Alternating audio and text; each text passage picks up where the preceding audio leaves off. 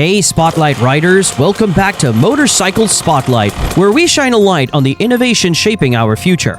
Today we're doing a little throwback to vintage motorcycles of the 1970s. A lot of riders have a soft spot for old bikes, and understandably, they are beautiful, timeless pieces of engineering. Still, that doesn't mean you want to find yourself astride a motorcycle nicknamed the Widowmaker. In 1972, Kawasaki made one of the most dangerous motorcycles of its time, and it quickly earned itself a bad reputation. This was the 1970s when safety wasn't a major concern, and unfortunately Kawasaki wasn't the only manufacturer churning out bad bikes during this time. We've compiled a list of the 13 worst motorcycles made in the 1970s, but before we dive in, take a moment to like and subscribe to our channel. Thank you!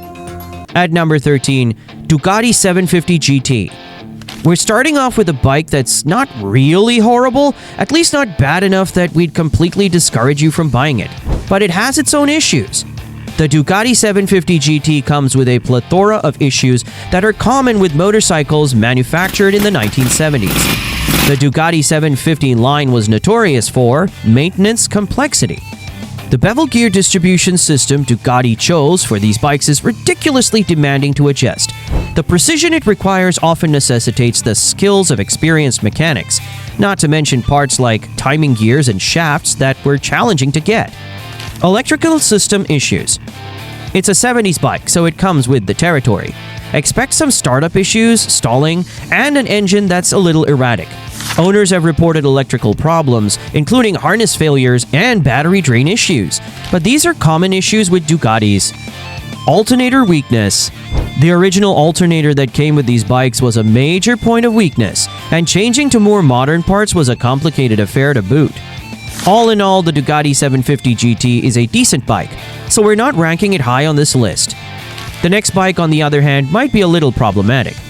At number 12, the Husqvarna 250 MX. When you talk about vintage motocross bikes, normally you'd be imagining the peak of reliability, rugged tenacity, and durability.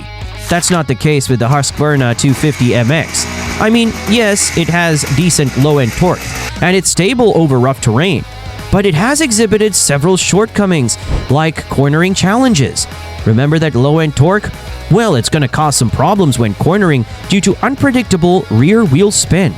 Test riders noted that the motorcycle was prone to oversteer, so expect some impromptu motorcycle drifting. Bouncy suspension. The front suspension on Husqvarna performs adequately, but the rear ones are a little too lively. The rear shocks cause the bike to move around excessively, and this isn't optimal for rough, sandy terrain. Starting difficulties. If you accidentally dropped this bike or stalled it in a race, well, you might as well pack it up and go home, cause this baby isn't starting up again anytime soon.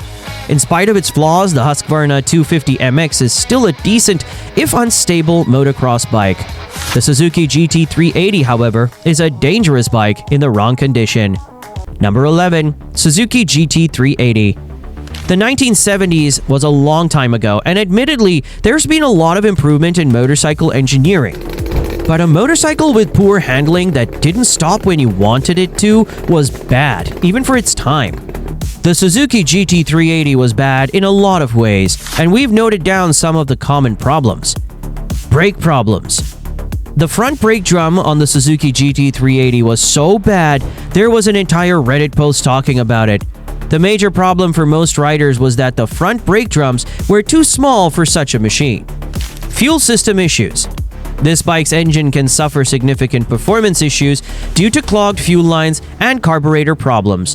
Basically, it means if you want a reliable GT380, you might have to rebuild the engine or at least clean it regularly.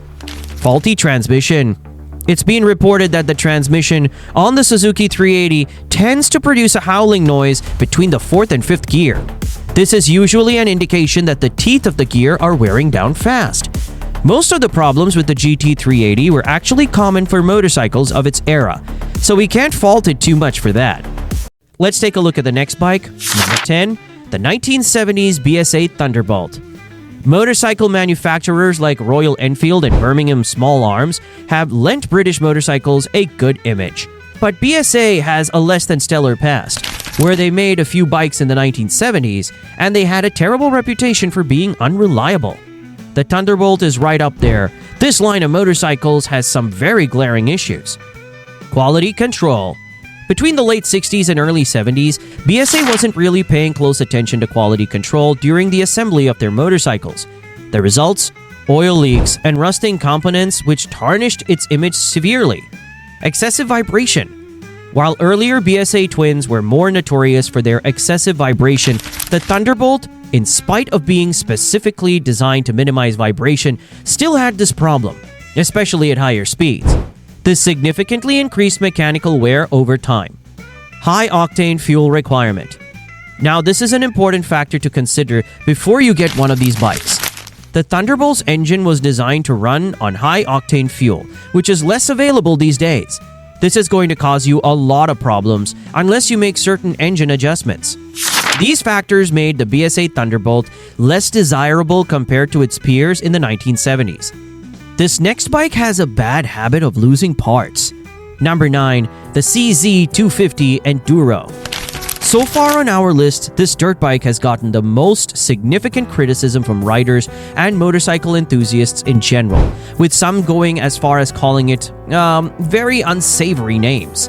The CZ250 Enduro had a ton of issues. We barely know where to start from. Let's begin with outdated design.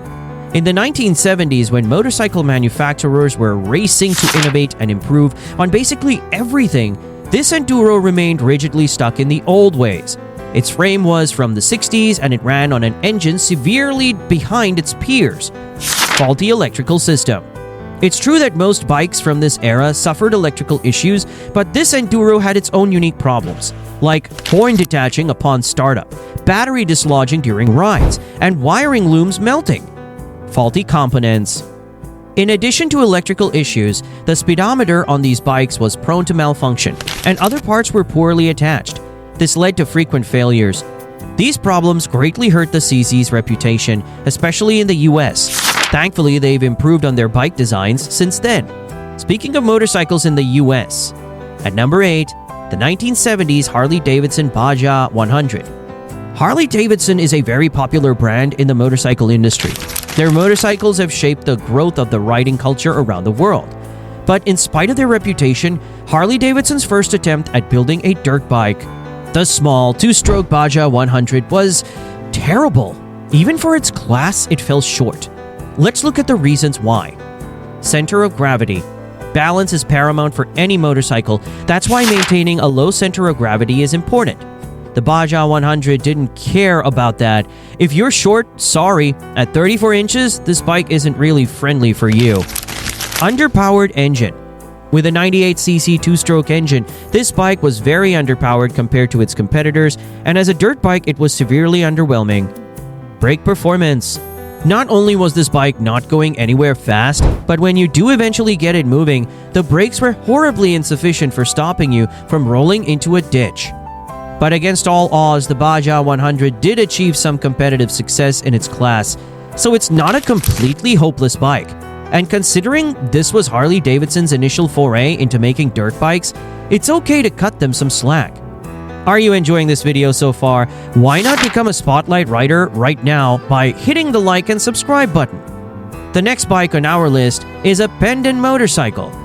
At number 7, 1973 Penton 125 Mudlark. Penton Motorcycles commemorated its 50th anniversary in 2018, and motorcycle enthusiasts and riders celebrated this enduring brand. Honestly, they deserve it. Penton Motorcycles played a pivotal role in shaping the off-road motorcycling landscape. But in 1973, when they released the Mudlark, a lot of doubt was cast on this brand. The bike was supposedly built for the off-roads, but it came with a ton of issues. Underpowered engine. For a bike named the Mudlark, it was severely underpowered for powering through mud. Its Sachs 125A engine was terrible, not to mention a poorly functioning gearbox. Not a reliable bike for off-road riding. Number 6, 1973 Yamaha SC500 Scrambler. This bike earned Yamaha a bad name amongst motorcycle enthusiasts. Saying it was bad would be putting it mildly. The SC500 Scrambler was a menace with too much power and not enough engineering. There were a ton of issues wrong with this bike. Famous bike enthusiast Rick Simmons describes it in simple terms: ran hot, detonated fiercely, stalled constantly, and seized regularly. And those were just some of the problems. Abrupt power delivery. This bike was temperamental, to say the least. The 500cc two-stroke engine it was equipped with had a habit of producing sudden, forceful power surges, making it hard for riders to control. Handling problems. The design of the SC500 led to unpredictable handling. Riders complained that it lacked stability, was prone to sudden shifts, and was difficult to control during high-speed maneuvers and on uneven terrain. Reliability concerns. The SC500 suffered from frequent mechanical issues, including engine failures and component wear. Riders found themselves spending more and more just to keep the bike running. This was considered one of Yamaha's worst motorcycles ever, and that's saying something. Now we're on the top 5 worst bikes on our list, and the next one we're looking at is a Honda motorcycle that had to face a major recall due to mechanical issues. Number 5, 1978 Honda CX500. There's no denying the fact that the CX500 was innovative, but innovative doesn't always mean good, and this bike was certainly, well, something. While you could make arguments for its looks, the bike system was a giant cluster of poor decision-making. But let's start with the reason why it was recalled in the first place. Cam chain tensioner problem. Early models were subjected to recall due to a defect in the cam chain guide bolt.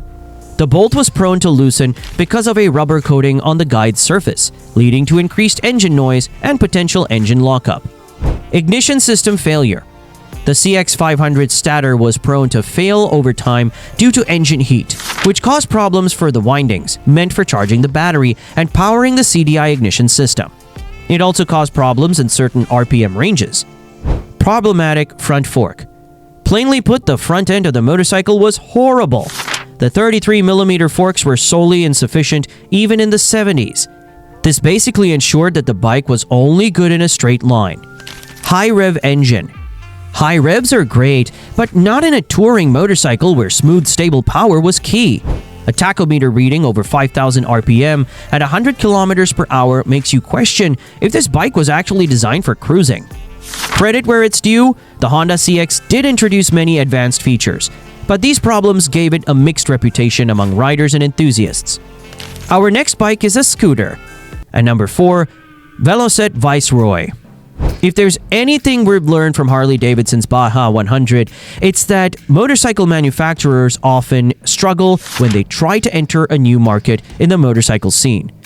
The Viceroy was Veloz Limited's ambitious attempt to enter the scooter market, and it was faced with many challenges that led to its failure despite its innovative engineering. Unconventional design. The Viceroy featured a front-mounted Traverse 250cc two-stroke, horizontally opposed twin-cylinder engine. This was a wild departure from the typical scooter designs, and it didn't really resonate well with the market they were going for. Price. Another issue with this scooter is that it was expensive compared to other scooters in the market at the time, like the BMW Deemster and the BSA Sunbeam, and these scooters maintained the traditional scooter aesthetics. Market misalignment. The pricing and the unusual design did a number on the sales of the Viceroy. Velocet had initially anticipated annual sales of 5,000 units. However, only about 700 Viceroys were sold over its 4-year production run. The major cause of this is the fact that the Viceroy did not meet consumer expectations and preferences at the time. While the failure of the Viceroy could be blamed on the market's preferences, Yamaha is one of the consumer's favorite brands. Yet, you might not have expected to hear their name mentioned twice on this list. Number 3, Yamaha TX750. Asian motorcycles have a huge fan base among bike enthusiasts and riders, but we fear they might have lost a significant portion of that because of Yamaha's TX750. Its production line only ran for about 2 years before Yamaha pulled the run on it, and for good reason too. The TX750 was notorious for engine overheating. Yamaha introduced an innovative omni-phase balancer to reduce engine vibration, but it ended up causing the downfall of this bike. The system inadvertently caused oil aeration at high RPMs, leading to inadequate lubrication, resulting in engine overheating and bearing failures. Counterbalance shaft chain issues. Whatever vibration was reduced by the OPB was cancelled out as the counterbalance shaft stretched over time, resulting in an increase in engine vibration. The balancer became not only obsolete, but detrimental to the motorcycle's health. Flawed oil system. The TX750 has an intricate oil system and an oddly shaped oil filter. These two features led to lubrication problems, and maintenance was practically hell on the mechanics who were forced to work on them. Though Yamaha scrambled to rectify these issues, the damage had already been done. Eventually, they had to withdraw the TX750 from the market. The next bike is a nightmarish combination of poor handling, bad brakes, and inconsistent power delivery. The Kawasaki 500 H1 makes you wonder if it was out for blood. Number 2. Kawasaki 500 H1. Launched in 1969, this bike quickly gained a notorious reputation for being dangerous. It was known as the wheelie monster. We're talking about surprise wheelies that would have the motorcycle slipping out from under you. For experienced riders, this could lead to a serious crash. To make things worse, you don't even get good brakes to keep this menace in check. There's a whole list of issues wrong with this bike. Handling problems. The frame on this bike was notably too flexible. This meant bike rides were ridiculously unstable. Imagine trying to ride a snake. That's what the 500 H1 felt like. Inadequate braking. We don't know what the manufacturers were thinking. If you're going to build a dangerous bike, the least you could do was put in reliable brakes. But no, they relied on drum brakes that did little to hold this beast back. Abrupt power delivery. The two-stroke engine in this bike was prone to sudden power surges, especially around 5,000 RPM, which contributed to unexpected front-wheel liftoffs, severely compromising the motorcycle's handling. Unpredictable wheelies. This is a result of its power characteristics and poor weight distribution. The H1 had a tendency to pop wheelies when you least expect it, even in cornering. These factors combined to give the Kawasaki 500 H1 a fearsome reputation, but it is nothing compared to the motorcycle nicknamed the Widowmaker. Number 1. 1972 Kawasaki H2 750cc. Did we say the 500 H1 was out for blood? Well, this bike might be after your life, with the way some riders describe it. Dubbed the Widowmaker by motorcycle enthusiasts, this bike garnered an infamous reputation for several of its critical issues that contributed to making it the most dangerous motorcycle on our list today. Handling and stability issues. The H2's lightweight tubular frame was no match for the bike's monstrous power. This resulted in some notable flex during cornering, along with a tendency to weave on uneven roads. The bike's short swing arm and rear weight bias also caused it to have problems, similar to those of the wheelie monster. Braking problems. Early models of the H2 experienced rear brake issues, causing Kawasaki to address the issue in bulletin dated August 30th, 1972. They responded by redesigning the components such as the torque link, brake rod, brake cam lever, and brake pedal shaft lever. High-speed wobble. The H2 had a dangerous high-speed wobble problem that required riders to change the front tires and replace them with Dunlop H3.25 19 tires. Excessive vibration. At around 6,000 RPM, the handlebars on this motorcycle would shake so badly that riders found it difficult to maintain a grip. Even attempts to mitigate this problem by using rubber mounting did not yield positive results. Fuel consumption. The H2's engine was not designed for fuel efficiency. A gas guzzler through and through, riders often found themselves needing to refuel more frequently, even during short runs, especially during spirited riding. All in all, the Kawasaki H2 was a groundbreaking motorcycle in terms of raw power and acceleration, but its glaring issues like poor handling, braking problems, and high-speed instability made it the worst bike on our list. Wow, what an experience! Well, we've reached the end of the video. Did we leave any motorcycle out of our list? Let us know in the comments section below. As always, we're happy to have you on our channel. Don't forget to check out the other content and hit that like and subscribe button.